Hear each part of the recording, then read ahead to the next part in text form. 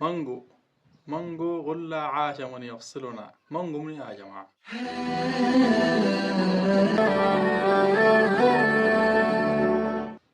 صديقنا مانجو زمبيزي من يامبيو، من منطقة الزاندي في جنوب السودان.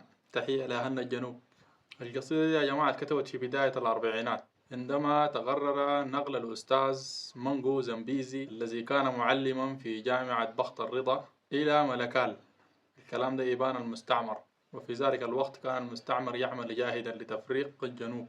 مانجو ما استحمل النقلية، فبدأ يبكي بكى هستيري، وتكلم مع الأستاذ عبد اللطيف عبد الرحمن، قال لي الجماعة دول بيشتنوا فينا لبتين، قصدوا الإنجليز يبشتنوا فينا لبتين ونحن نتفرج، ويمكن إلى آخر يوم وتاني ما حنتلاقى.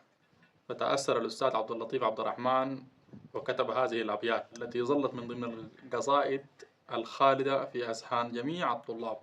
أنت سوداني وسوداني أنا، ضمن الوادي فمن يفصلنا، نحن روحاني حللنا بدنا، منكو غلا عاش من يفصلنا. ها هو النيل الذي أرضعنا، وسقى الوادي بكأسات المنى، فسعدنا ونعمنا ها هنا، وجعلنا الحب عهدا بيننا. أيها السودان دم أنت لنا، أيها السودان دم أنت لنا، وأسقنا من نيلك العذب أسقنا، وابعث العزة في أجبالنا، واحفظ الشيب كراما بيننا، يتغنون بأنغام المنى. سوف نحمي دائما سوداننا، ونزيح الستر عن هذا الضنا، ونغني بعد ذا من لحننا، ليس يرضى الحر يوما بالضنا.